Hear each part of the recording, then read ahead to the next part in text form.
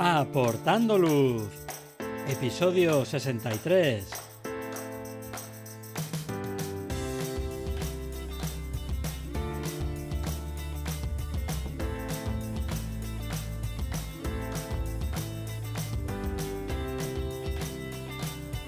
Hola, ¿qué tal? Bienvenidos a este nuevo episodio de Aportando Luz, el podcast en el que hablamos de fotografía nocturna, su técnica, consejos y equipo. Soy Javier Rosano, fotógrafo especializado en fotografía nocturna. Os recomiendo que os paséis por mi web javierrosano.com, donde podréis ver mis últimas fotografías, el blog con consejos y fotografías nocturnas explicadas, y podéis también acceder a la formación online. Tenéis disponibles cursos para aprender la teoría, la iluminación, la composición o el procesado en fotografía nocturna. Pasad por la web y echad un vistazo a los cursos. En el episodio de hoy hablaremos sobre el uso de la inteligencia artificial en la fotografía nocturna. La inteligencia artificial lleva un tiempo ya en el mundo de la fotografía y de la imagen, y aunque ha sido hace poco cuando ha dado un salto, sobre todo con la aparición de diferentes proyectos que crean imágenes desde cero, está claro que la inteligencia artificial está afectando y va a afectar también a la fotografía para bien y para mal. Y para hablarnos de ello y del uso de la inteligencia artificial en fotografía, tenemos en el podcast a Juan Pablo de Miguel, un gran referente de la fotografía de paisaje, no solamente de España, sino que yo creo que mundial, y que además siempre está explorando nuevas formas de expresarse y consiguiendo, por lo menos desde mi punto de vista, imágenes que son siempre inspiradoras. Así que buenas, Juan Pablo, ¿qué tal? Hola, buenas tardes. Encantado de estar aquí contigo. Nada, muchas gracias a ti por pasarte, todo un lujazo tenerte aquí. Antes de empezar, y para aquellos que no te conozcan, que yo creo que no serán muchos, pero cuéntanos por favor quién es Juan Pablo de Miguel. Pues esa parece la pregunta trampa esa de ¿cómo eres? No, soy un fotógrafo, sí, pero no a qué te dedicas. Bueno, eh, pues soy fotógrafo desde siempre, aunque de manera profesional solo hace apenas, bueno, casi ya 15, 10 años. Pero siempre he hecho paisaje desde hace unos 20 años más o menos. Tengo 42, desde que tengo unos 22 años empecé a ser un apasionado de la fotografía de paisaje, y desde siempre me gusta muchísimo casi cualquier disciplina artística, y siempre trato de incluir en mis paisajes casi todo lo que voy investigando y desarrollando y mis propios gustos. Así que, ¿quién es Juan Pablo de Miguel? Es una pregunta complicada, pero sí, un fotógrafo de paisaje que se dedica además a enseñar. Es una de mis pasiones, que es enseñar fotografía. En una balanza, ¿hacia dónde se va más el peso? ¿O qué te gusta más? ¿Hacer fotografía o enseñar fotografía? Pues es una buena pregunta, no me la habían hecho nunca, pero hacer fotografía es libertad. Uh-huh. Hacer fotografías es, incluso aunque no estés en unos viajes increíbles a lugares maravillosos, incluso aunque estés en la poza de agua que hay cerca de tu casa, el atardecer, el estar sentado delante de tu cámara. Mi padre pescaba, y lo asemejo un poco a esa tranquilidad de estar con tu caña, con una relación entre el mar y los peces y la caña y tal. La relación con la naturaleza, con la luz, a través de la cámara, y estar tranquilo, o con un buen compañero o compañera, eh, pues es increíble. Pero la sensación de enseñar algo que sabes y que te apasiona a alguien que también le apasiona, eh, la verdad es que es muy gratificante, y no sabría decirte cuál de las dos cosas me gusta más, pero las dos sin duda son dos partes importantísimas de mi vida. Uh-huh. Estuve echando un vistazo a tu biografía, que se la recomiendo además que la vea todo el mundo porque está muy detallada, cuentas muy bien todo el proceso que te ha llevado hasta donde estás ahora. Comentabas en esa biografía que hiciste ingeniería, fotografía, música, pintura, caligrafía. Has tocado muchísimas ramas, pocos Mm. palos te quedan ya por tocar. Todo eso que has hecho de forma, no sé si paralela a la fotografía, ¿te ha influido en la forma de ver y entender y relacionarte también con la fotografía? Sí, sin duda. Sin duda. Toda la influencia sobre mi yo cinéfilo, de gustos, pues, de películas de fantasía y ciencia ficción, sin duda tiene un impacto grande a la hora de desarrollar un estilo o intentar desarrollar un estilo propio en mi fotografía. La música que escucho también, si es solo, a ver, a lo largo de los años he ido cambiando de gustos, pero incluso cuando me gustaba mucho el heavy, tendría a escuchar heavy muy tipo sinfónico, muy historiado, con muchos giros, y al final todo eso tiene algo que ver con la manera en la que yo veo e interacciono con la fotografía y el arte. Siempre es muy historiado y muy intrincado. Incluso en la caligrafía, las disciplinas y las tipografías, es decir, ¿no? Los tipos de caligrafía que más me han atraído siempre han sido los más intrincados, tipo bastarda o tipo secretarias, eh, que son caligrafías de más del siglo XV, XVI, donde la caligrafía es mucho más historiada y más floreada, que se dice, flourish. En inglés, floreada, supongo que se puede traducir. Y desde luego tiene que ver con la forma, incluso a la hora de hacer música, cuando yo compongo también, ahora lo hago mucho más sencillo, porque me siento en el piano, no tengo mucho tiempo, cuando me siento simplemente lo voy a grabar y grabo y Dios, y ya es más que suficiente. Pero cuando tenía mucho más tiempo y sí que componía con mucho más tiempo, con muchas más pistas, nunca paraba de añadir pistas y más fondo y más profundidad y es un poco lo que me pasa en la fotografía. Aunque con el tiempo también aprendes a decir hasta aquí, basta, ya está hecho y listo. Ujú. Comentabas lo de la caligrafía. Esa es un arte que te llevó a una cosa que vi en tu bio con la que aluciné. Y nos salimos un poquito del tema de fotografía, pero yo creo que nos va a ayudar a conocerte también un poco más. Y bueno, y también tengo que reconocer que tengo mucha curiosidad por saberlo. En la película Indiana Jones y la última cruzada, es una peli que me Sí, encanta. Hay un libro que tiene un gran protagonismo durante toda la película, que es El diario del Grial de Henry Jones, correcto. del padre de Indy, del que tú Sí, hiciste una réplica además. sí, Además, es que por lo que he visto es una réplica súper detallada, con las sí, hojas sueltas dentro del diario. No sé, ¿cómo se sí. te ocurrió y cómo de complejo fue hacer todo eso? Porque no tiene que ser nada fácil. Es una historia bastante curiosa y descubrí los cuadernos Moleskine, que Ujú. ahora son muy conocidos, Sí. en el año 2004, cuando en España solo los tenía una librería en Madrid, la librería Alter, que era una librería especializada en guías de viaje, que yo creo que cerró ya, que los importaba de Italia. Y en el librito que viene dentro de los Moleskine, que todavía vienen, venía que era el cuaderno que había utilizado Ernest Hemingway, no sé qué, no sé cuánto. Ajá. Bueno, me dio el vaído y pensé, este es el librito que utilizaba Henry Jones en la película, porque yo soy un fanático total.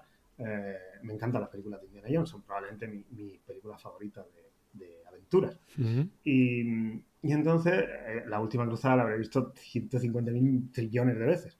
Y pensé en aquel momento, no había caído yo en la cuenta de cómo era el libro, pero ese fue mi primer acercamiento a esto debe ser. Voy a coger un Moleskine y voy a ir replicando las páginas que vea en la película. Así que mi primera versión fue, iba viendo la película, le daba el pausa, estoy hablando del año, yo tenía 20, sí, 24, 25 años, e iba copiando un poco lo que podía ver parando el DVD, la tele y tal. Empecé a buscar en internet y me di cuenta que había un libro que había editado Lucasfilm en el que venían algunas páginas originales del libro, junto con bocetos de todas las películas, storyboards, maquetas, de todo. Se llama, por si alguien tiene curiosidad, From Star Wars to Indiana Jones, y ahí Ujú. hay muchísimo material. Es un libro del año 89, 90, 90, 91, ya es después de la última cruzada, así que debe ser como mínimo del 90, 90, 95. Y ahí vi las primeras páginas originales por primera vez que repliqué en el Moleskine. Después te vas informando, te vas enterando de un poco cómo va todo. Resulta que es una persona que hace este tipo de cosas. Encontré más páginas originales. Tuve la suerte de contactar con una persona que habían pasado por sus manos uno de los diarios originales. Tenía unas fotografías, las conseguí. Total, que fui poco a poco a lo largo de los años. Hay una pequeña comunidad americana que se llama Indie Gear, que se dedica principalmente a replicar el aspecto, o sea, el sombrero original, la chaqueta, los pantalones. Y dentro de esa comunidad hay una aún más pequeña comunidad de gente que le apasiona el diario del Grial.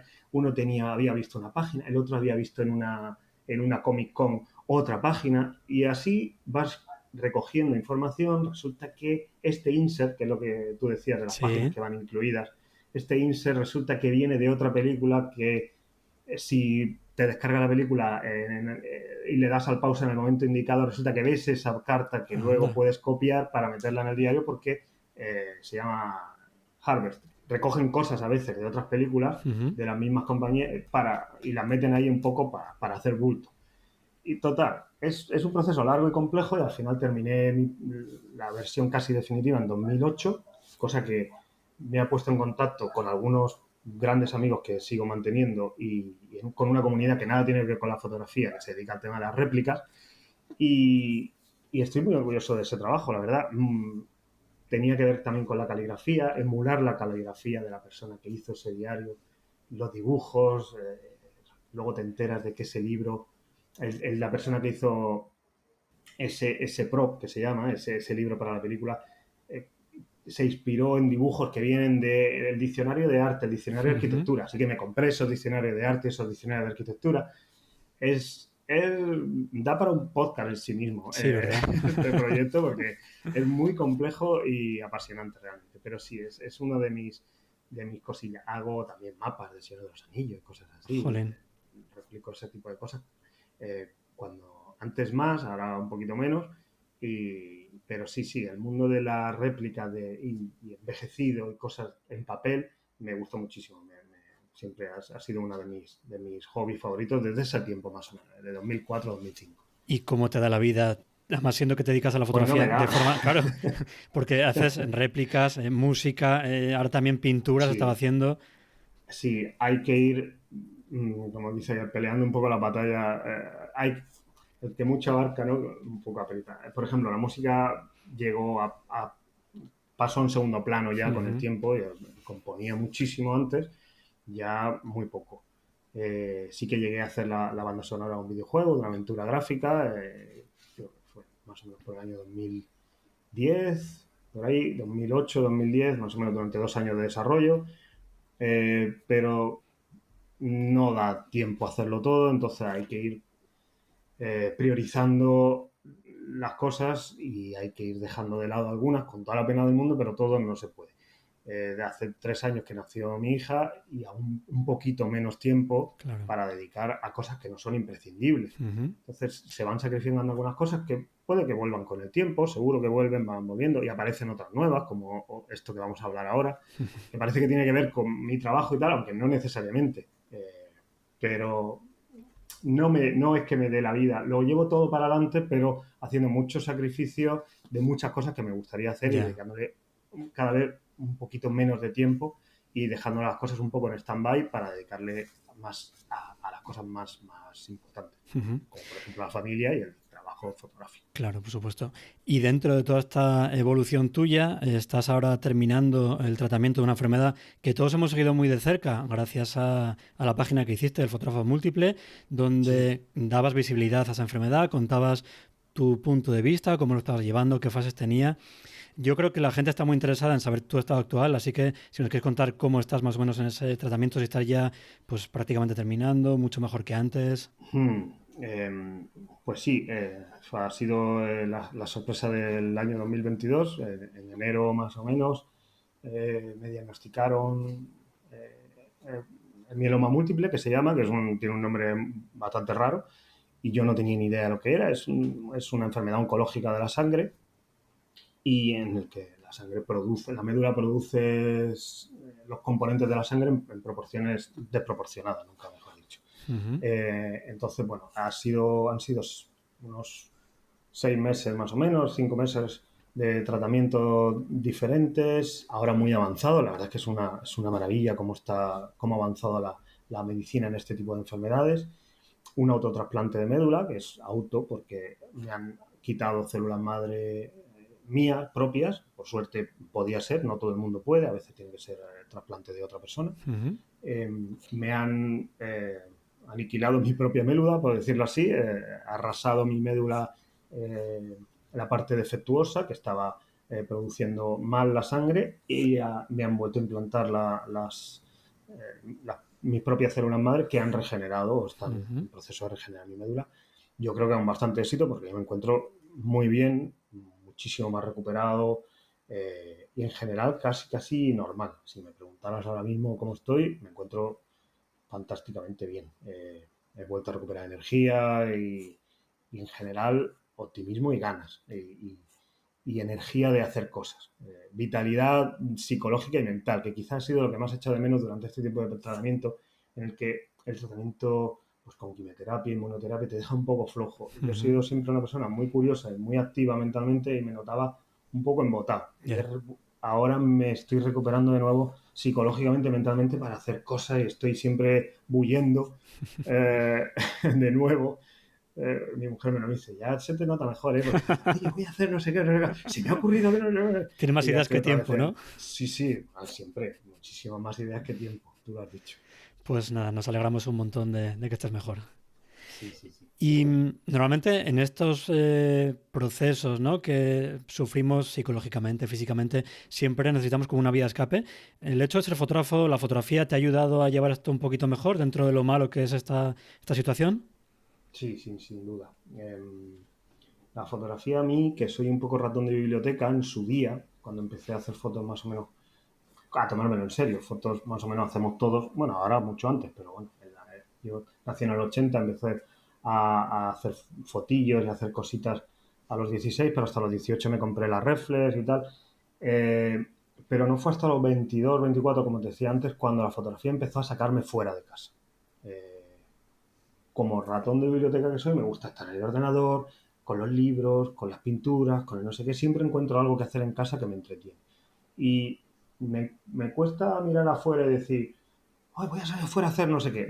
No había hasta esa edad ningún aliciente fuera de casa más que estar con mis amigos y salir, y por supuesto, y salir a tomar esto, el otro, pero en la fotografía a mí me empujó fuera, me empujó a la naturaleza, cosa que para mí era algo más o menos desconocido. No había tenido yo contacto, ese contacto visceral de voy a la naturaleza que me voy a encontrar aquí súper a gusto. Ujú. Y a través de la fotografía sí que encontré ese sitio a gusto en la naturaleza, aquí en Almería, pues en el Cabo de Gata, cerca del mar, eh, haciendo fotos pues, de noche. Tiene que ver con el podcast tuyo, me acerqué sobre todo a la fotografía de noche y al light painting. Me iba al poblado minero del este y con las linternas de colores, con un buen amigo que siempre salíamos juntos, y con las bengalas y con todo lo que se suele hacer en fotografía nocturna.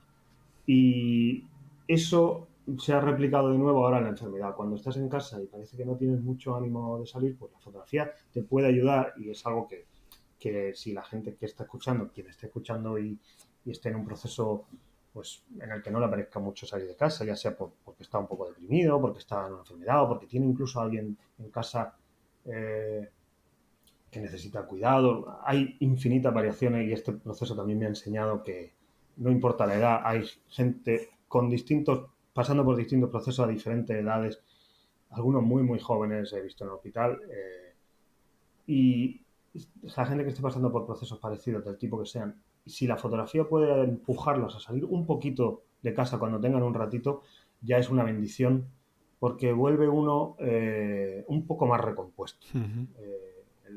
El salir y el ser capaz de hacer algo por uno mismo. Decir, he salido, he hecho 4 fotos malísimas, da igual, porque no es ni el Es lo de momento, ni el menos, lugar, sí. ni es el ánimo, ni la predisposición, pero da igual, he salido, he cogido mi equipo y he vuelto y me encuentro un poquito mejor. Así que sí ayuda, desde luego. Ujú. Genial. Y comentabas tú antes lo de la fotografía nocturna. Como decía Mm. al principio de la intro, pues tú para mí eres un referente de la fotografía de paisaje. Tenía muchísimas ganas de invitarte al podcast, pero si yo no estoy equivocado, no eres una persona a la que ahora mismo le apasiona la fotografía nocturna de paisaje, ¿verdad? No, no. ¿Sabes qué pasa? Que del año 2005 a 2010 hice infinitas vías lácteas, Ujú. infinitas.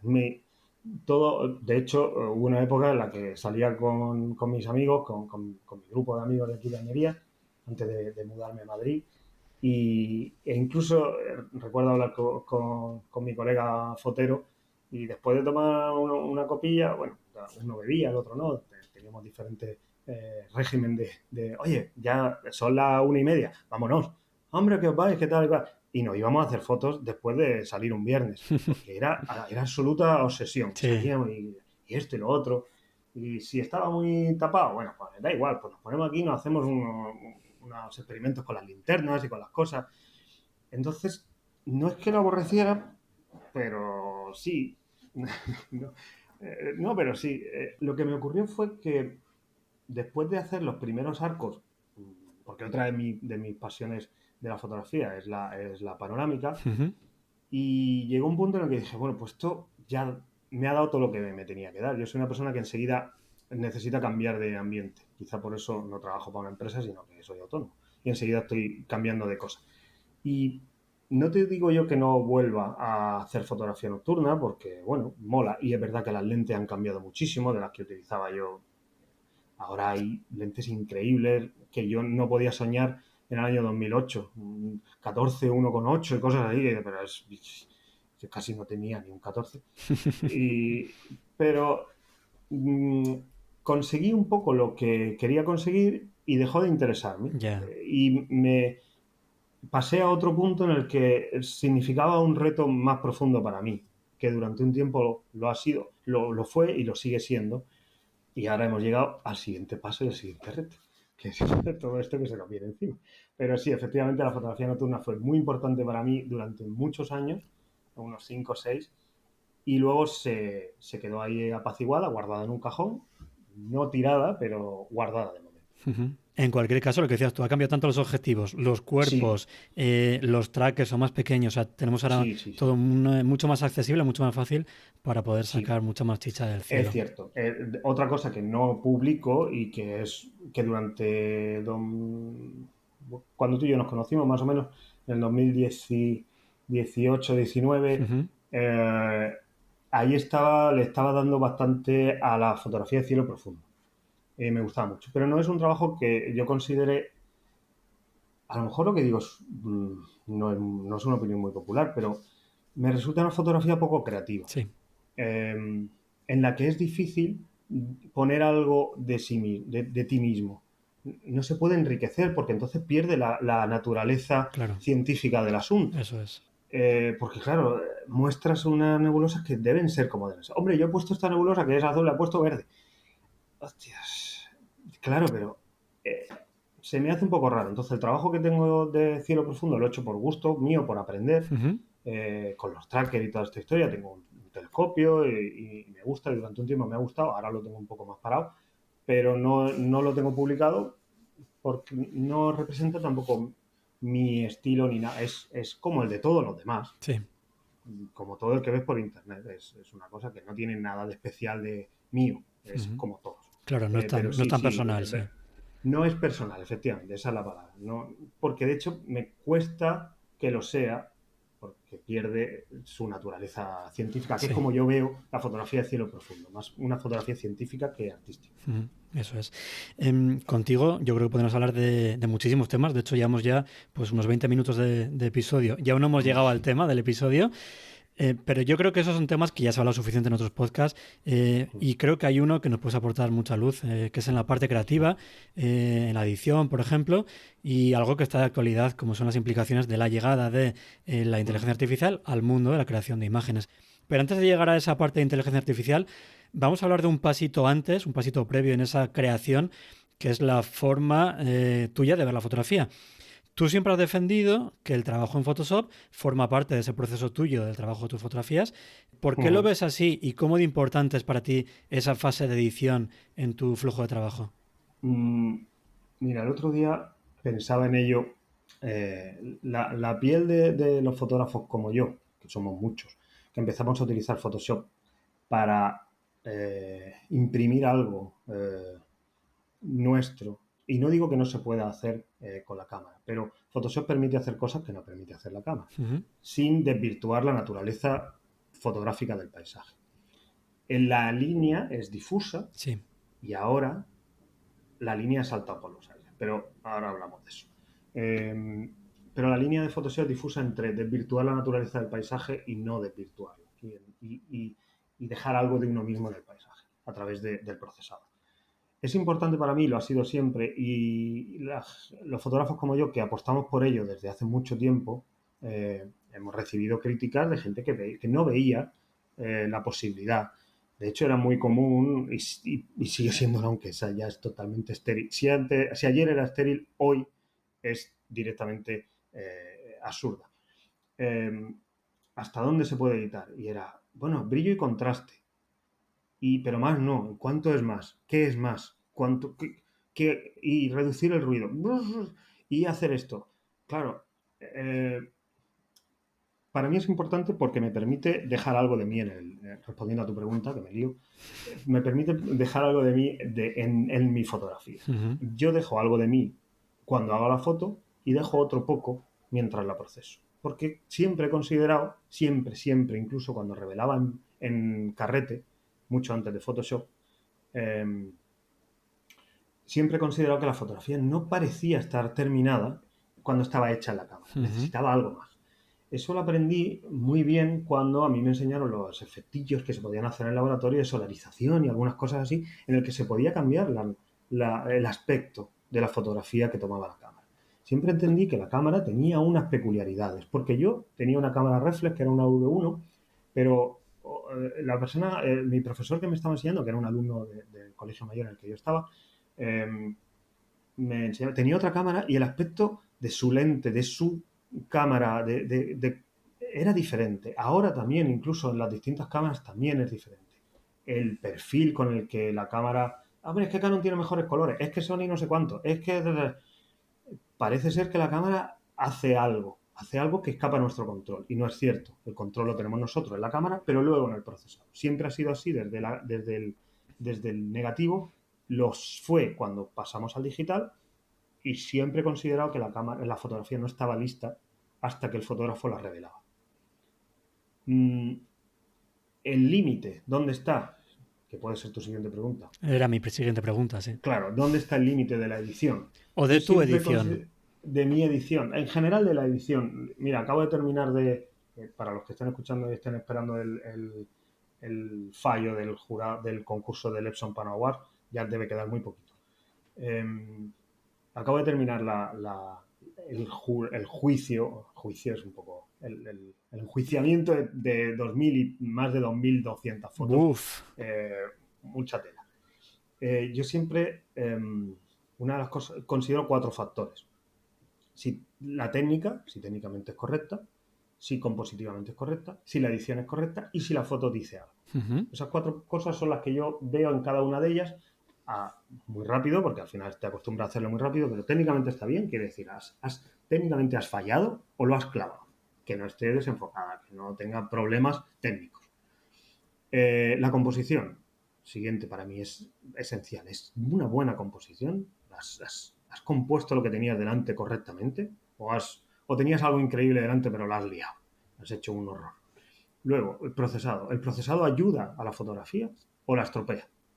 ¿O desvirtúa completamente la naturaleza de lo que está fotografiando? Y por último, si todo lo anterior es correcto y está bien hecho, la fotografía habla por sí misma, tiene algo que decir, o simplemente es una fotografía bonita y preciosa y colorida. Ujú. Entonces, ahí hay ciertas cosas que puedo juzgar y doy una puntuación en función de esas cuatro cosas. No sé cómo lo hace el resto de los jurados, pero para mí eso es lo importante. El procesado en sí mismo, para mí tiene un límite y en estos concursos, aunque no especifica nada, se puede procesar todo lo que uno quiera, sí que hay un punto en el que se desvirtúa la cosa. Para mí, ¿dónde es? Por ejemplo, sé que ahora Photoshop decidió que iba a añadir la sustitución de cielo. Sí.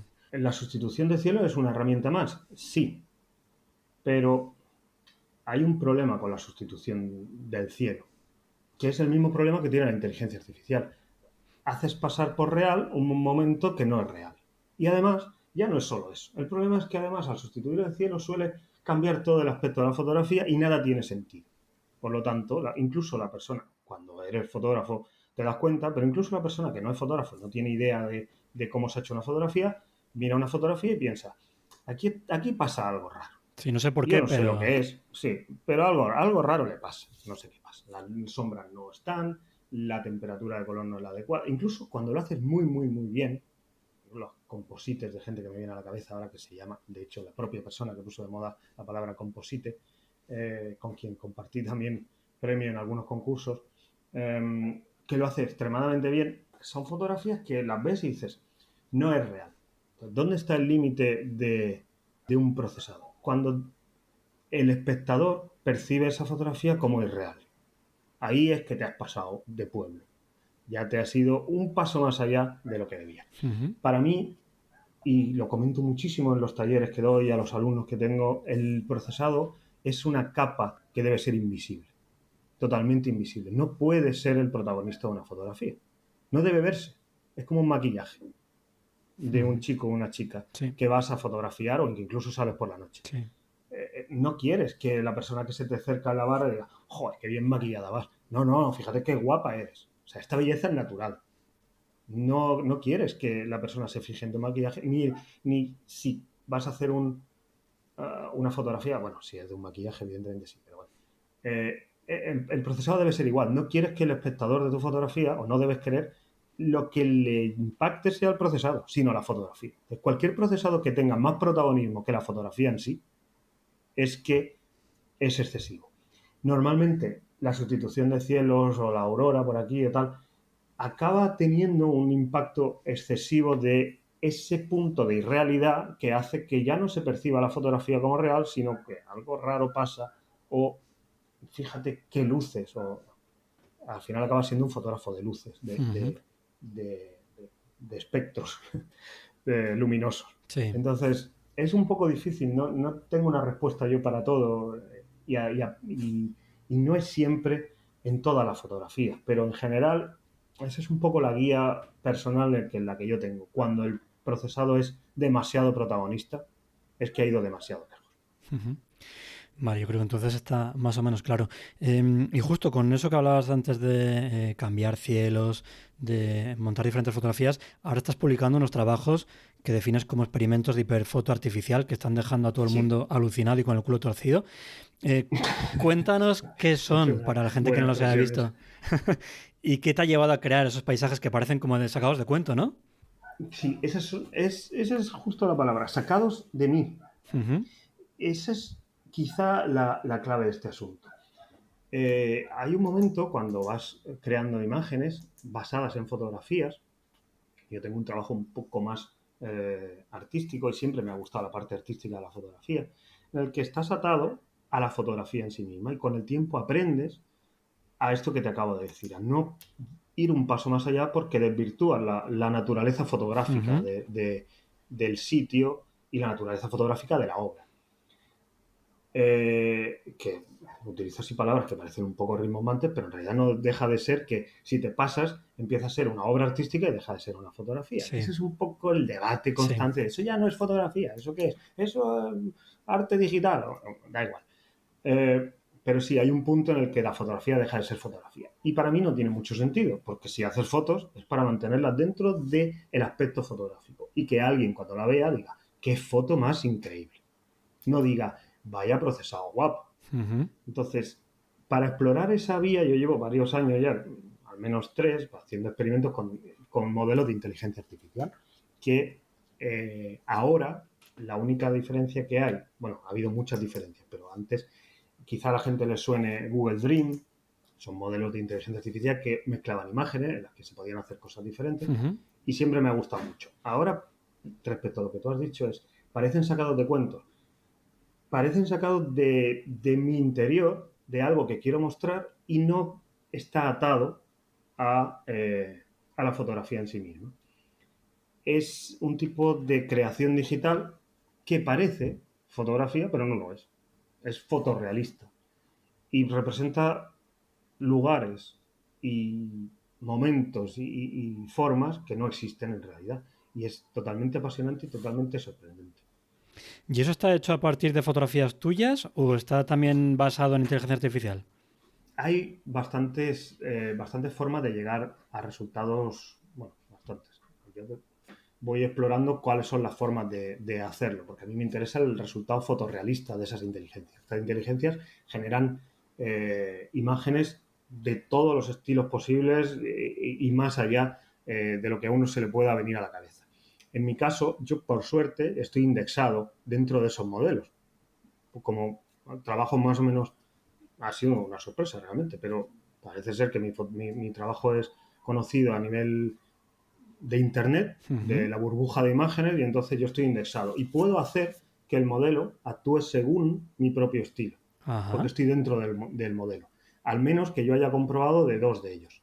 qué bueno. De Disco Diffusion, 3. Disco Diffusion, que de los 4 que yo utilizo, ahora hablaremos de las opciones que hay, Sí. o principales, digamos las que yo recomiendo. Disco Diffusion, que es gratuita y se utiliza en Colab. Ahí estoy indexado en Midjourney y estoy indexado en Stable. Ujú. Eh, no estoy indexado con DALI. DALI, en cualquier caso, ahora hablaremos del tema. No es mi favorito, aunque ha sido el que ha dado el pistoletazo de salida.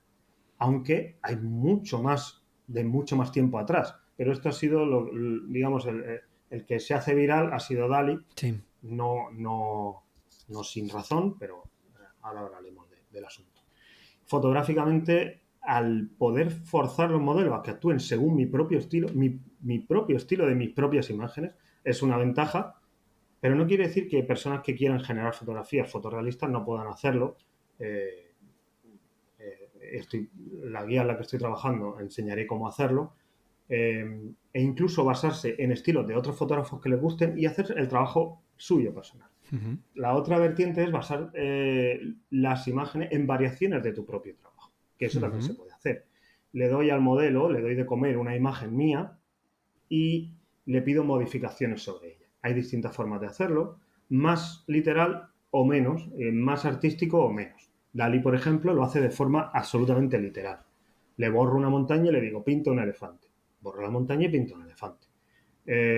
Midjourney es capaz de reinterpretar, no es capaz de hacer eso y sin embargo identifica qué hay en la fotografía. Más adelante, si quieres, te explico un poco cómo funciona la base de todo esto, Sí. que no es muy distinto de Topaz, de lo que hace Topaz con los modelos de inteligencia artificial, está todo basado en esto, o el gigapíxel o todo este tipo de cosas. Identifica qué hay en la fotografía y lo utiliza como prompt. El prompt es la frase que yo utilizo y los conceptos que utilizo para que pinte. Si yo en vez de darle un prompt le doy una imagen, el modelo sabe leer la imagen y decir, esto es una foto de un edificio soleado en la playa. Voy a pintarte un edificio soleado en la playa que mantenga estas estructuras más o menos. Pero además le puedes añadir que es en otro planeta y que hay una nave espacial en el cielo y un arco iris. Entonces va a hacer modificaciones con todos esos añadidos que tú hagas y te lo va a repintar.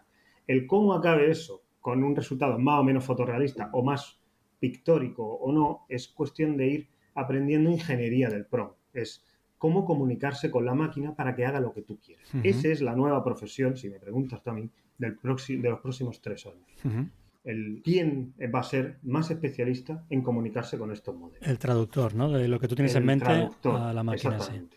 Como decías, la inteligencia artificial lleva tiempo ya con nosotros. Sí, Además, yo creo que la gente piensa siempre inteligencia artificial, pues va a estropear la fotografía, desvirtúa la fotografía, pero bueno, no, también hay parte que, como decía, lleva tiempo con nosotros, por ejemplo, selección de cielos, la sí, cámara de los móviles, sí, selección también del claramente. sujeto en el revelado, Sí, sí, antirruido, o sí. sea, nos viene muy bien siempre, no solamente es cambiar de cielo, que eso es lo que quizás se ve como algo más negativo, y como decías, ahora hay esos proyectos de inteligencia artificial en Mm. los que partiendo de ese prompt, de esa descripción que tú le das, de cero crea una imagen, no una fotografía, sino una imagen que no son collages, no son composiciones, combinaciones de fotografías, sino que parte de cero. Sí, parte de un ruido aleatorio. Y esa Ajá. es la magia de este asunto. Eso te iba a preguntar, ¿cómo funciona más o menos esta inteligencia Mm. artificial? No sé si cada una será muy diferente, pero bueno, de No, forma general. no todo parte de unos estudios que ya están publicados hace tiempo en un cuaderno en GitHub, eh, bueno, de unas personas, pues unos genios de estos que están por ahí, y hacen público en código abierto, en open source, Ujú. una serie de cosas. Entonces, a partir de ahí se empieza a investigar, se empieza a hacer un poco. Resumiéndolo mucho, es extremadamente complejo. Yo no lo entiendo al 100%, pero voy a tratar de explicarlo dentro de mi cabeza ingenieril de manera lo más sencillo posible para que la gente lo entienda. Eh, Quien haya instalado el Topaz, cualquiera de los filtros de Topaz y haya visto cómo reduce ruido, se le ha caído 2 lágrimas diciendo, por fin puedo reducir el ruido. ¿Cómo es posible que esto quite ruido? No solo no me estropea el detalle, sino que es capaz de crear detalle. Eso Ujú. que está haciendo Topaz es exactamente lo que está haciendo estos modelos, pero a una escala infinitamente mayor. Lo que hace Gigapixel cuando le dice duplícame el tamaño o tetraplícame, cuadruplícame el tamaño de la imagen. Y de repente ves que esa ventana que parecía no tener detalle, te ha reconstruido el detalle de la ventanita. Y dices, pero esto, ¿cómo es posible? Bueno, pues son modelos que Topaz, cuando lo instalas uno y otro, ocupan unos 2 gigas, lleva muchísimas imágenes de ventanas, de tierra, de piedras, de césped, de cielo, de nubes, de todas las cosas que son comunes en la fotografía. Cuando a través de los modelos de difusión, que se llaman, se identifican esos modelos, a la hora de reducir el ruido o a la hora de eliminar artefactos de JPG o de todo tipo de cosas que aparecen cuando amplías la imagen, los modelos son capaces de reconstruir información basándose, no cogiendo sino basándose en la cantidad de imágenes que tienen almacenada y que han procesado previamente. Esto es algo parecido, pero va un paso más allá. La novedad de todo esto es que tú puedes decirle que quieres por ejemplo, una piedra en una playa. El modelo es capaz de entender qué es una piedra, sabe qué es una piedra, porque ya están muy avanzados los modelos que leen nuestras imágenes. En Instagram, en Facebook, todas las redes sociales tienen motores que leen nuestra imagen y saben lo que es. De hecho, hay servicios de pago que te ponen autoetiquetas para la gente que se dedica al stock. Uh-huh.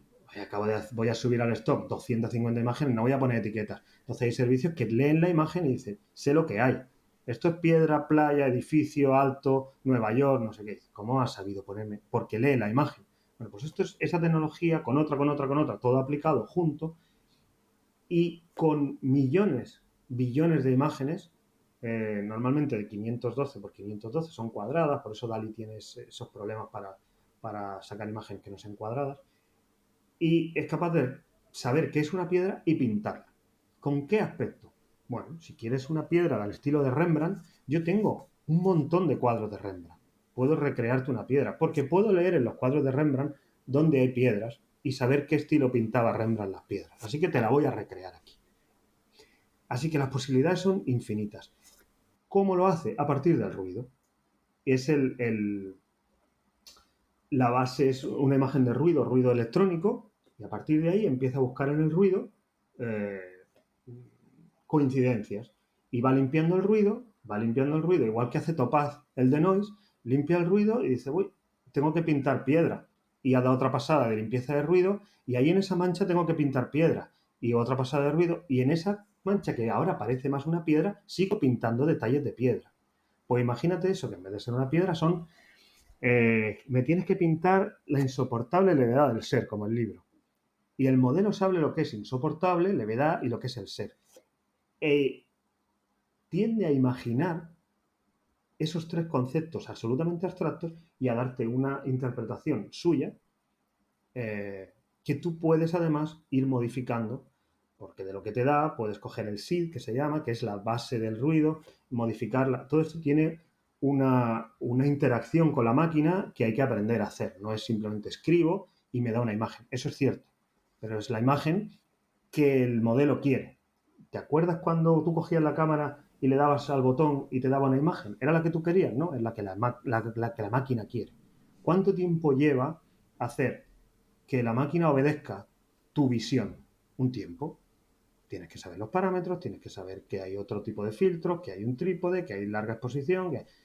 Ahora hay que aprender a manejar esta máquina, a hacerla entrar en vereda y a meterle el cuerno en el suelo y decir, sí, vas a hacer lo que tú quieres, pero vas a obedecer un poco lo que yo te digo. Y vas a interpretar lo que yo quiero que muestres. Hay un poco de publicidad engañosa en eso de que tú escribes y el modelo te pinta algo. Sí, pero es un poco salvaje. Es como un potro que va en la dirección que quiere y hace lo que quiere. ¿Vale? Comentabas que tú trabajas con varios proyectos de creación de imágenes de inteligencia artificial. Sí. ¿Con cuáles trabajas tú? Ahora mismo hay, para mí, aunque hay muchísimos, y ahora he hecho una listita para que la gente que escucha tu podcast, que nos esté escuchando, pues, y el que tenga diferentes aficiones, porque hay algunos muy divertidos y muy interesantes, pueda probar. El principal, el más famoso que se ha hecho, aunque no es el que yo más uso, es DALL-E 2. Voy a dar los precios más o menos, aunque no son públicos, hasta que esto se lave. Todo esto está en beta, para empezar. Beta quiere decir que en algunos hay listas de espera en las que pueden pasar meses hasta que te dan acceso, como DALI, que ahora mismo tiene la beta cerrada. No están dando invitaciones, yo creo que tienen los servidores atascados de gente y ya de momento no necesitan más hasta que salgan a registrarse libremente. En DALI, una vez que te dan acceso, tienes una serie de créditos, funciona por créditos, puedes generar imágenes cada vez que tú le das, genérame un perrito en la playa tomando el sol en una toalla de Hulk y te lo pinta. Al estilo de, yo qué sé, de Ansel Adams. Esas han sido tus Y pruebas, Juan Pablo. pues algunas parecidas, sí. Yo con Dali pruebo muchas estupideces y muchas cosas porque es capaz de hacer cosas rarísimas. Sí. Y es el único que es capaz de hacer esas cosas tan raras y hacerlas bien. Ujú. El modelo está entrenado parece que estuviera entrenado para hacer memes, porque de verdad hace unas cosas increíbles. Yo tengo un problema con Dali y es que es cuadrado el formato, Sí. no se puede cambiar. Y aunque es rápido y la imagen que te da es bastante grande, no puedo con las imágenes cuadradas y no logro conseguir mmm, que, a pesar de hacer paisajes fotorrealistas, son súper feos. Sí. Son horrorosos. No, son feos, parece que están hechas en el descampado de tu casa. No, no son bonitos. Son muy realistas, pero son feos. No son artísticos, como es un poco mi estilo. Pero luego venden 115 créditos, o sea, 115 generaciones de imágenes por, creo que son $10 o $15 o algo así. ¿Lo recomiendo? Bueno, recomiendo que la gente se dé de alta, le den la invitación y lo prueben, por supuesto. Es divertido y es guay. Pero, y esto vale para todo lo que voy a decir, hacer que estos motores, estos inteligencias, que son bastante tontas en el fondo, no son tan inteligentes, obedezcan un poco lo que tú quieres requiere de muchas generaciones, Ujú. muchas pequeñas variaciones del prompt, o sea, de la frase que tú le dices, para hacer que al final lo que va generando sea exactamente lo que tú querías. Muchas. En algunas de las imágenes que la gente verá en mi Instagram, en algunas hay de más de 40 y 50 y 60 generaciones. Jolín. Claro, trabajar con DALI, claro, porque hay pequeños ajustes. A veces es cuestión de poner la coma Sí. antes o después y añadir que la neblina o el no sé cuánto es aplicado a esto o a lo otro, ¿no? Dan Ujú. resultados diferentes porque la lectura que hace la inteligencia de la frase puede cambiar radicalmente. Claro. Y como el inglés, además, no es nuestra lengua materna, hay ciertas cosas que tenemos que ir manejando. Poco a poco voy reduciendo ese número y voy afinando más. Pero es un proceso lento y que necesita varias generaciones y ajustes de lo Ujú. que quieres. Varias, no muchas. Dali, si compras por 15 pavos, $15, 115, no, a mí no me parece una plataforma para probar mucho y tal. Simplemente es un poco para jugar de momento. Ahora hablaré un poco de qué ha ocurrido ayer, lunes 22, que va a hacer que todo esto se desestabilice y los precios se modifiquen. Ujú. Luego está Midjourney, que para mí es la más artística, la más interesante. Tiene un precio de $30 mensuales y permite eh, generaciones ilimitadas, pero en modo relax. La gente tiene que entender que esto corre en ordenadores que no son el tuyo. Sí.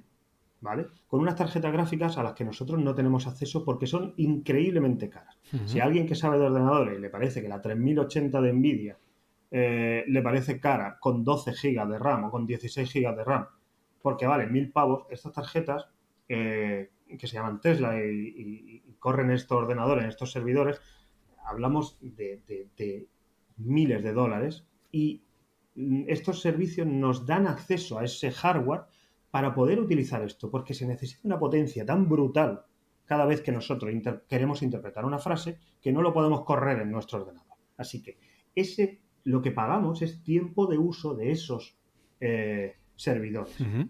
tiempo de uso de esa energía que hay que pagarla y de esa potencia, ¿vale? Eh, entonces, ¿qué significa el modo fast y el modo relax de Midjourney? El modo fast es que tú tienes acceso rápido a la tecnología, digamos, a la potencia más puntera de esa gente. Y el modo relax es que, bueno, ya he gastado el tiempo que me han dado de pro, ahora entro en modo relax, que pongo un prompt y entro en una pequeña cola de, a lo mejor, depende de cómo estén los servidores, pero de un momentito, pueden ser 10 segundos, 15, 30, 50 o un minuto hasta que mi imagen se empiece a generar. Y se va a generar a una velocidad distinta que si estoy en el modo fast. Entonces, tienen sus peculiaridades todo esto porque está en pañales. Lo voy describiendo más o menos al detalle, pero tiene algunas cosas más a que tener en cuenta. Entonces, el acceso gratuito que hay de Midjourney a través de Discord es como una fase Es un muy, muy pequeño, te beta. dan solo unos créditos. No, Ujú. tú puedes, de hecho, entrar a Midjourney, entrar a Discord, que ya de por sí hay que saber cómo funciona Discord, que es un Sí. poco caos para la mayoría de la gente si no ha entrado antes, y interaccionar con el robot, pero solo durante un pequeño periodo de créditos, digamos. Ajá. Te dejamos generar unas cuantas imágenes, pero llegado un momento es como, ya has probado suficiente, ahora hazte socio, digamos, de nuestra aventura, Ya. pagando $10 o 30. 10 es que tienes, creo que son 400, 100, no sé cuánto te dan, o el Pro, digamos, o el Expert, o no sé cómo se llama, que son 30, tienes generaciones ilimitadas, pero solo durante 14 horas fast y el resto del tiempo, todas las generaciones que quieras hacer durante el mes entran a modo relax. Ajá. ¿Vale? Más o menos. Qué bueno. Esa es la cosa. Además, en Midjourney no es Uh -huh. como la que comentabas antes, DALI 2, que ahí ya la imagen te sale una vez finalizada, sino que aquí vas viendo desde esa imagen que decías de ruido, cómo se van Uh -huh. generando las diferentes, las Sí, 4 alternativas y cómo van sí, evolucionando cada es una muy de ellas. instructivo, sí, Sí. es muy didáctico porque vas viendo como partes del ruido. Donde mejor se ve es en la siguiente que te voy a comentar, Ujú. pero ahí ya se ve cómo va apareciendo la imagen y cómo se va detallando. ¿Cómo lo va detallando? Con ese proceso básicamente que te he comentado antes, limpiando ruido y generando lo que he entendido que tú quieres decir de la frase. Ujú. Entonces, esa es Midjourney. Hasta hace una semana era beta privada, ahora hace una semana la abrieron a beta pública, Ajá. ya se puede registrar cualquiera, te dan una serie de pruebas y una vez que la gastas, pues bueno, como en tantísimos otros servicios de internet, que oye, te dejamos aquí que pruebes y Claro, después si te gusta, pues palmas. Porque esto no es gratis, claro, claro. sí, sí. Toda esta infraestructura que tenemos nosotros para hacer que osito de peluche en el bosque encantado acabe siendo una imagen es Hay que carísimo para toda esa pagarlo, sí, sí. chorrada. Así que alguien tiene que pagar la fiesta. Y luego está Disco Diffusion, que es el de, vaya por la versión 5.6, es el de Google. Disco Diffusion es la versión más avanzada de Google, aunque Google tiene otra paralela que es Imagen, Ujú. que no es pública y no la tienen libre. Google está valorando cuándo sacarla y cómo sacarla, pero Disco Diffusion, al final se basará en Disco Diffusion, es gratis. Pero hay que saber cómo funciona Colab, los cuadernos de Colab, que es una forma de ejecutar en los servidores de Google con estas tarjetas gráficas potentes los cuadernos que la gente genera en GitHub, que es donde se juntan los... Sé que estoy diciendo muchas palabras un poco raras, pero es que todo esto es Es complejo. bastante techy. ¿Sabes? Esto es un poco geek, Ujú. toda esta historia. Por eso DALI ha sido el que se ha llevado el gato al agua. Es el primero que ha sacado de ese mundillo raruno a una interfaz tranquila. Sí. Todavía Midjourney lo tiene en Discord, que es una forma extraña que han acabado haciéndolo, que es medio usable para alguien normal. Pero Disco Diffusion, aunque es gratuito, puedes generar todas las que quieras y es muy potente. Hay que saber cómo funciona Colab, hay que conectarlo con varias cosas y es un poco lento porque el acceso que te da Google de primera a los servidores es a los servidores más perrunos, gratis. Tienes Colab Pro y Colab Pro Plus, que es que lo que estás pagando es básicamente lo mismo que con los servidores de los otros. Compro hardware por tiempo. Ujú. Quiero utilizar tu hardware más potente para generar estas imágenes. Entonces te haces socio. Lo bueno y que yo recomiendo que si la gente se da de alta en Colab Pro, que no solo accedes al cuaderno de Colab de Disco Diffusion. Hay muchísimos otros modelos de inteligencia artificial que ahora nombraré en Colab que puedes hacer con la misma suscripción porque todos funcionan bajo la misma herramienta de Colab, que es Ajá. una herramienta de Google para correr programas, básicamente. Y luego, por último, está Stable Diffusion, que hasta ahora hace nada. Era una beta cerrada y la acaban de abrir sorprendentemente en su web, en una especie de web raruna que se llama Dream Studio, pero a la vez han liberado el modelo. Y el modelo es lo que ha cambiado absolutamente todos los cimientos de todas este tipo de inteligencias. De hecho, Disco Diffusion la acaba de integrar, esta mañana ya ha sacado la beta. DALL-E no sé lo que está haciendo, pero más le vale andarse con ojo, porque el hecho de que los Waves, que se llaman, ya sean públicos, significa que cualquiera que quiera generar un programa de inteligencia basado que genere imágenes desde texto, ya tiene la herramienta más importante del desarrollo, que es el modelo con todas las imágenes funcionando. Lo que han liberado es la versión 1.4, que tiene un resultado espectacular, con unas imágenes increíbles, una interpretación muy, muy buena. No sé si alguien hace poco leyó en Petapixel un artículo sobre fotografía de paisaje y tal, con unas imágenes que parecían fotografía de verdad, estaban hechas en Stable Diffusion, Stable Diffusion, con ese mismo motor que es el 1.4. Eso ya puede funcionar en Colab, ya puede funcionar incluso a nivel local si tienes una gráfica muy potente. ¿Irá siempre más lento a nivel local? ¿En tu propio ordenador? Sí, pero lo puedes tener en tu propio ordenador. Entonces, eso va a hacer que todos estos servicios empiecen a variar los precios porque la competencia se acaba de multiplicar por 1.000.000. Claro. Porque hasta ahora es como, yo puedo hacer lo que quiera porque tengo un modelo. Tú tienes tu modelo y yo, somos 3 aquí repartiéndonos la fiesta. Pero de repente van a ser 3.000. Y, bueno, pues todo va a cambiar mucho. ¿Y los has dicho por orden de preferencia tuyo, de peor a mejor? No, los he hecho creo que por orden de más conocidos. Por el tiempo que llevo yo en esto, que ya es un tiempo, y lo he visto explotar en ese orden. He visto explotar DALL-E, después Midjourney, Disco Diffusion siempre estaba ahí, pero se hizo un poquito popular, y Stable Diffusion, que estaba ahí un poco en el cenagal, que nadie sabía mucho de él, Sí. de repente, al empezar a hablarse de que el tío en Twitter, el creador, que no me sale ahora el nombre, al hablar de que iba a publicar los Waves, o sea, Sí. el motor en sí mismo, y aparte tener su web, de repente empezó a coger mucha popularidad y ha pisado casi un poco a los otros. Cada una tiene su público y eso es importante mencionarlo. Cada una tiene su personalidad, porque los modelos son diferentes, se han basado en imágenes diferentes. Si me preguntas, oye, ¿y en qué modelos, en qué imágenes se han basado todos estos? O sea, ¿en qué millones de imágenes? Pues en las obras de arte está claro, son Creative Commons y tal, y hay miles de millones de fotografías libres de uso y cuadros. Pero ¿y las fotografías de Juan Pablo de Miguel? ¿Y las de Marc Adamos?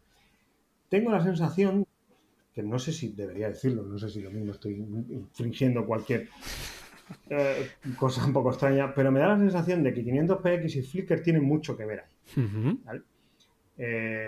Y creo que cuando firmamos y le damos a todo con los ojos cerrados, acepto todo, claro, acepto. Ahí, y cuando te mandan ese correo diciendo, vamos a modificar nuestras condiciones de uso, si no tienes que hacer nada, tú no te preocupes. Claro, ¿qué voy a hacer? Pues que voy a rechazar las condiciones de uso, eso no lo ha hecho nadie en la historia de las condiciones de uso. Y ahí de repente no me extraña que pudieran haber cambiado. Es decir, tenemos derecho a vender la información de tus imágenes, no tus imágenes en sí. Pero como esto es una cuestión nueva, ¿podemos vender la representación abstracta de tus imágenes? Pues a lo mejor sí. Lo que sí te digo es que yo estoy ahí dentro. En 3 de los 4 motores principales. Y yo publico mis imágenes en 500px, en mi web, en Flickr todavía hay imágenes mías que están indexadas en páginas. O sea que de algún sitio tienen que venir. Sí, está claro. Y en Flickr hay miles de millones de imágenes. Y Yahoo compró Flickr Sí. cuando se iba al traste por muchísimos millones con algún propósito.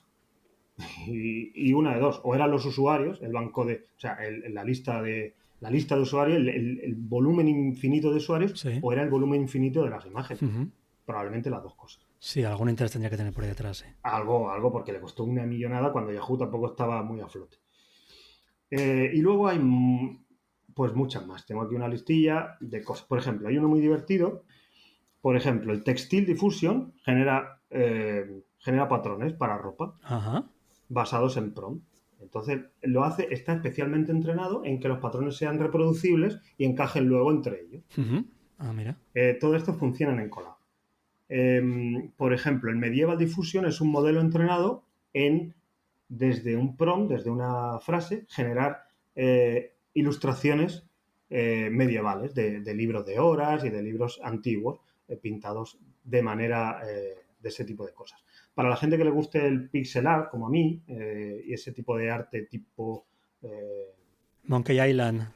Monkey Island, o incluso todavía un poquito anterior, hay un Nest Fusion que está especialmente entrenado para hacer gráficos tipo 8 bits. Uh-huh. Ese tipo de... El Lithography Diffusion está pensado para el estilo de litografía. La lista es interminable, realmente. Pero los principales son los que hemos dicho: DALL-E, Midjourney, el que quiera probarlo, gratis. Disco Diffusion y Stable Diffusion, que está muy en beta, yo diría alfa, pero que el modelo está por ahí y va a dar lugar a un web de generación de imágenes por texto como setas. Uh-huh. ¿Tu favorito hasta ahora cuál es? En el momento actual de betas y de fases. Mi favorito es una mezcla entre Stable Diffusion y Midjourney y Photoshop. Al final lo acabas rematando todo, ¿no? Sí, y conjugando sí, ahí. efectivamente. Todo eso tiene que pasar por las manos de un artista, del creador. Que es exactamente lo mismo, y volvemos al inicio de la conversación, exactamente como veo la fotografía. Esto que tú me has creado de lo que yo te he dicho, tiene que ahora que pasar por mis manos y vamos a ver qué le hacemos. No es un procesado ligero porque, claro, la imagen que nos dan estos modelos de momento no son muy grandes. Nos Y no disparan son en RAW, ¿no? No, claro, ya. El otro día se lo decía a mi mujer, decía, oye, ¿te imaginas que esto? No lo sé, llegará, pero que seguramente PNGs en 16 bits de aquí a un par de años. O sea, primero hay que llegar al punto de imágenes grandes. De momento son pequeñitas. Hablamos de 2000, Midjourney acaba de incorporar un upscaler, o sea, un agrandador beta, Sí.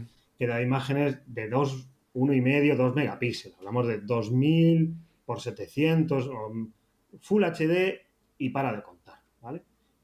Así que el siguiente paso es hacer la imagen un poquito más grande y luego ampliar en profundidad de color. Uh-huh. Porque ahora mismo te dan unos JPGs, unos PNGs sin compresión, pero justitos de calidad para procesarlo mucho. Sí, eso es. Y para alguien que quiera adentrarse en este mundo, ¿qué dos consejos le darías tú, no sé, a la hora de relacionarse con esa inteligencia artificial? De, mira, yo creo que lo importante es que describas esto y esto. Si alguien quiere adentrarse en este mundo, lo primero que le recomiendo es que se espere a que yo saque la guía que estoy escribiendo, porque la cantidad de gente que ha sido abrumador. Entonces me he animado a que durante este mes, más o menos, las siguientes semanas, me ponga las pilas y saque por lo menos la primera. Van a ser 2 volúmenes y el primer volumen de iniciación, en el que explico un poco de qué va todo esto, Sí. lo que estamos hablando aquí, cuáles son mis recomendaciones para usar. Seguramente cuando termine de escribir la guía habrá otras cosas, pero bueno, porque esto va a una velocidad que da miedo, Claro. pero bueno. Y luego muchas recomendaciones de prompts, que es un poco lo que todo el mundo en Internet se está partiendo el culo por encontrar. ¿Dónde están los prompts que generan las imágenes increíbles? Y eso no existe.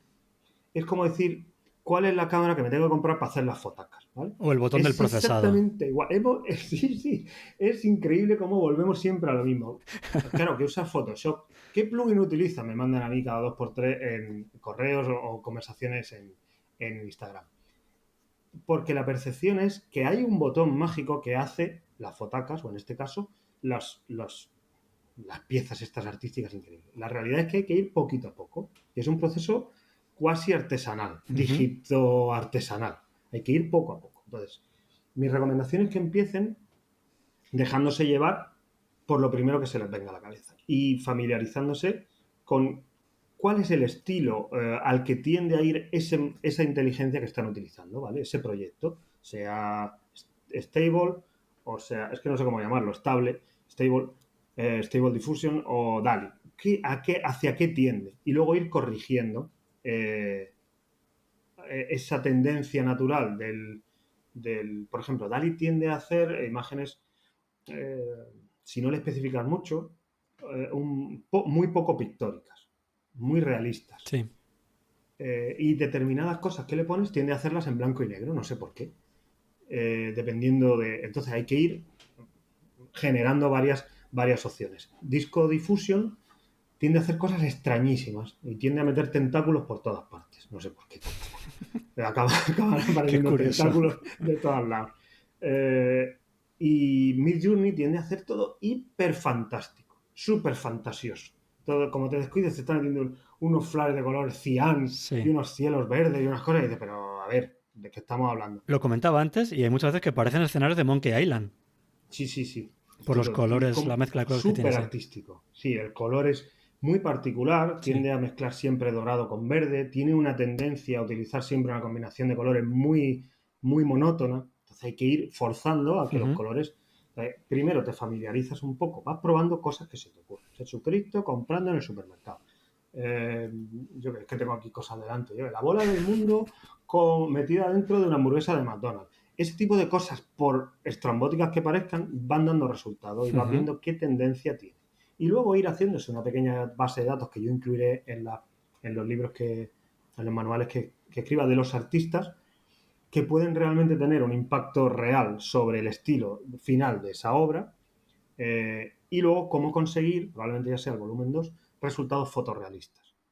Cómo forzar al modelo que tiene tendencia a ser pictórico a que fuerce unos resultados que parezcan fotográficos. Ujú. ¿Con qué implicaciones tendrá eso? Pues es el siguiente paso que vamos a hablar ahora. Hemos hablado de tu parte creativa, de los límites de la fotografía, de que Sí, al final la cámara puede ser una herramienta más, pero no terminar en la parte fotográfica de ese proceso sí, de creación. pues como yo lo veo, sí. Claro, entonces ya me imagino la respuesta, pero ¿te estás planteando crear trabajos con la inteligencia artificial, además de esas fotografías habituales tuyas? Porque yo creo que, como decías tú al principio, muchas veces tú tienes en mente una imagen, pero ese lugar no existe, no saben las Mm, condiciones de niebla, de vía láctea, de auroras que tienes en mente. Con la inteligencia mm. artificial esa limitación ya no existe. ¿Te estás planteando llevarlo a cabo como parte de tu trabajo y de tu portfolio? Siempre y cuando yo me sienta a gusto con que se respete la integridad fotográfica de la obra original. Por ejemplo, yo no tiendo a pintar excesiva. Durante un tiempo sí, quizá hace unos 10 años, hasta 2010, 2012, sí que era un poco más efectista y durante un tiempo incluso lo he estado enseñando, pero con los años me he hecho, curioso que sea yo quien lo diga, pero un poco más only raw.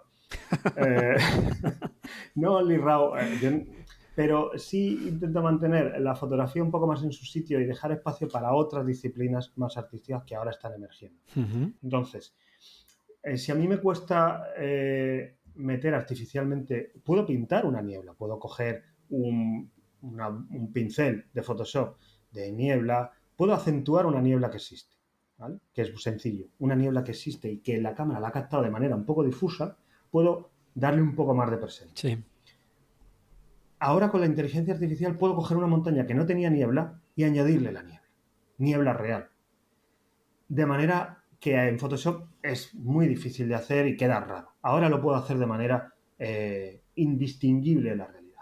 Ajá. Lo que tú me preguntas es, ¿te planteas hacerlo? De momento no. Me gustará, creo que voy a seguir, no sé durante cuánto tiempo, y conste que no tengo ningún problema yo soy muy early adopter, yo me meto muy hasta el corvejón a todas estas cosas, pero creo que querré seguir manteniendo separadas la fotografía por un lado y este tipo de. Por eso lo llamo experimentos en Instagram, por eso no está en mi página web, no forma parte de mi portfolio Ujú. y por eso, aunque será parte de la página web cuando cree estas guías, pero no lo considero trabajo fotográfico mío. Lo considero un añadido, un extra un poquito particular. Incluso el trabajo de blanco y negro que tengo, que es una manipulación brutal de la realidad, Sí. se basa en algo y se sustenta en algo que es, que es tangible. Esto va un paso más allá y de momento no sé cómo encajarlo yo en mi propio portfolio. Y respecto a utilizarlas fotográficamente, sí y no. Sí, mientras mantenga la esencia fotográfica. Por ejemplo, como lo hacemos con Gigapixel. Utilizo la inteligencia artificial para aumentar si necesito una imagen de una cámara que tomé una imagen con 10 megapíxeles. Sí. ¿Le quito el ruido? Sí. ¿Me puede servir ahora mismo no se me ocurre, pero para hacer algo que necesito en la fotografía y que siga siendo esa fotografía? Sí. Pero si es algo que empieza a pasar ese límite del que hablábamos antes, probablemente no. Lo dejaré en ese otro y no hablo de... La gente no me está viendo porque estamos en un podcast, pero no hablo de arriba y abajo, sino izquierda y derecha. Sí, paralelos. No paralelos, completamente. Son avances que van a ir paralelos hasta que en un momento dado la siguiente generación ya lo asuma como algo completamente unido. Uh-huh. Pero en nuestro caso todavía, insisto, yo tengo 42 años, me cuesta un poco. No lo sé si confluirá en algún momento, en qué punto, pero de momento no. Es que es tal el cambio que está pegando la inteligencia Sí, artificial y lo que está afectando que asumirlo y encajarlo en nuestra vida fotográfica no es sencillo. es complejo, sí. Claro, hay mucha gente que dice que esto va a desvirtuar la fotografía. No sé, a lo mejor hay gente que deja de hacer fotografía para utilizar esta herramienta porque al final lo que le gustaba no era la parte fotográfica que comentabas tú al principio, ¿no? Salir al campo, conectar con la Claro. naturaleza, disfrutar del paisaje, sino que era más un proceso creativo y la fotografía era una herramienta más. Pero para los que seguimos utilizando la herramienta principal con la cámara, ¿crees que nos puede beneficiar de alguna manera esta inteligencia artificial a modo de inspiración, de Sí, validación claro, de ideas o algo exactamente. así? Claro, sí. Para mí la inspiración que supone poder ver eh, la representación real de algo que tú imaginas tiene un valor incalculable. O sea, Uh-huh. me parece que renunciar a eso es de tener las miras tan cortas como el que no se quería pasar de fotografía analógica a digital porque eso no era fotografía. ¿Vale? O como el que decía que abrir Photoshop en una imagen o revelar o el RAW, todas estas cosas, eso no era fotografía. O sea, estos son pasos que hay que ir dando con más o menos esfuerzo. A algunos cuesta más, a otros les cuesta menos, pero creo que, como tú dices, la validación de ciertas ideas, la previsualización de ciertas cosas, el enriquecimiento visual de todo, la inspiración de uno mismo. Esto que estoy creando me da pie a coger ahora mis imágenes, mis fotografías y editar de otra manera, hacer algo, Uh-huh. porque esto me ha abierto los ojos respecto a qué hacer con esto. O utilizar determinadas técnicas. Yo nunca había pensado en hacer este encuadre de esta manera, pero lo acabo de ver aquí y funciona, porque esto me ha enseñado una nueva realidad que yo le voy forzando a enseñarme. Uh-huh. Me parece una herramienta con unas posibilidades infinitas, tan infinitas que no sabemos ahora ni en qué va a desembocar todo esto. Claro. Respecto a cómo va a afectar esto a la fotografía, en los comentarios de estas colecciones que voy publicando en Instagram, la gente me dice, hombre, está guay, pero para mí nada sustituye al placer de estar en la naturaleza y tal. Y he comentado, claro, por supuesto, es que no tiene nada que ver. Uh-huh. Nada que ver. Porque son dos disciplinas completamente distintas. ¿Va a acabar esto con la fotografía? No, ni muchísimo menos. Nada, no. Porque siempre va a hacer falta fotógrafo. Esto no puede hacerte las fotos de tu boda. Claro. Esta inteligencia no te va a hacer la foto en el Bernabéu. La fotografía va a seguir existiendo. ¿La fotografía de paisaje se va a ver afectada por todo esto? Sí, por supuesto. Positivamente, sí. Negativamente, también, en la misma manera en la que llevamos viendo una influencia en las redes sociales de una fotografía extremadamente hiperprocesada, que claro que está afectando a la fotografía de paisaje. ¿Es que la fotografía de paisaje representa la realidad en los últimos años? En absoluto, para nada. Lo más alejado de la realidad que hay ahora mismo es la fotografía de paisaje profesional, con unos colores. De hecho, es muy común encontrarme yo en mis alumnos que dicen, fui a aquel sitio y me decepcionó, menudo rollo. Ya, claro. Claro, porque menudas fotacas has visto, con una nube, una larga exposición, claro, tú tienes que recrear eso. Esto es un paso más en la decepción constante del fotógrafo de paisaje y en la iba a decir hipersexualización del paisaje, claro. Se está sexualizando el paisaje, es una expresión un poco rara, pero creo que la gente me entenderá. Sí. Se está pervirtiendo el paisaje con todas estas herramientas, sí, pero hay Sí. que ver el lado bueno también. Son herramientas increíblemente creativas y que son una maravilla, son muy, muy, muy útiles. Ahora, para mí, ¿qué tipo de fotógrafos tienen que estar agarrándose de los huevecillos? Los de stock. Sí, está claro. Aparte de los diseñadores gráficos y tal, que buscarán la manera de adaptarse. Alguien que se dedicaba a hacer logos, ahora puede hacer logos. No hay más que poner Mountain Sunset logo y te hace cada y te hace un logo que dices, madre mía, ya tengo aquí 4 variantes que habría tardado 1 hora en hacerlas. Pues ya Uh-huh. las tengo aquí. Entonces, diseñadores gráficos y creativos y dibujantes y tal tendrán que adaptarse a su propia manera. Yo no soy profesional de eso. Pero fotógrafos a los que sí le va a afectar son los fotógrafos de stock. Las publicaciones que normalmente tiran de stock porque necesitan no fotografía de paisajes, sino cualquier tipo de fotografía o cualquier tipo de imagen, ya no van a acudir a un stock, van a acudir a un servicio de stock que, de la manera en la que si yo necesito unas imágenes de fibra óptica interconectando mundos para mi reportaje y en vez de buscarla en un stock, la voy a generar para mí única, la mía. Ya no la compro ni derechos exclusivos, ni nada. Esto es un cambio total de paradigma en el mercado de imagen. De hecho, para esas empresas, las que buscan imágenes, esto va a ser una gozada porque el proceso de búsqueda va a ser igual. Ellos al final tienen que buscar en un banco de imágenes o en la inteligencia artificial describir lo que quieren. Y la van a hacer mucho más suya y más ajustada a lo que necesitan. Única para ellos, además, porque Claro. saben que nadie va, la inteligencia artificial no genera dos veces la misma imagen. Eso es uno de los problemas con los que hay que lidiar. Por eso se utiliza el seed y algunas cosas, que es la semilla que genera. Pero incluso con el mismo seed, las imágenes pueden no, son diferentes. Se generan de manera diferente, incluso con el mismo origen. Entonces, si yo tengo una publicación, un blog de éxito, como los hay muchos, y constantemente necesito imágenes para ilustrar mi blog, imágenes figurativas o menos figurativas o más fantásticas para ilustrar todo tipo de contenido que tengo, yo ya no voy a buscar en stock, voy a generar mis propias imágenes. ¿A quién voy a necesitar? Pues una especie de figura nueva que aparecerá en las empresas, que será el, no sé cómo llamarlo, pero la persona encargada de transmitir, de traductor de lo que quiere la persona, Al bueno, que lenguaje. acabará siendo el diseñador gráfico que le toque, Sí. aprenderá a hacerlo, pero acabará haciendo un trabajo nuevo que no existe hasta ahora, y es aprender a hablar con la inteligencia artificial para conseguir exactamente lo que buscamos en este momento. Ujú. Es un momento apasionante realmente. Sí, desde luego, estos cambios. Hay gente que no les gusta, pero si te mueves bien en Claro, a este ver, barro, lo disfrutas. y el rechazo con el que reacciona la comunidad fotográfica es normal y suele tener, a ver, la masa fotográfica de usuarios reacciona de manera un poco impactada ante cualquier avance, de decir, uy, pero esto al final, como ponía no sé dónde lo puse, la realidad al final te pasa por encima Sí, y te está atropella. claro. Quieras o no, Sí. y yo decía, todavía hay gente discutiendo sobre si la fotografía digital o si Photoshop es fotografía o no. ¿Sabes una cosa buena que consigue con todo esto? Que Photoshop ya sea casi fotografía pura. Sí, Después de esto, Photoshop ya no es nada. claro, eso es.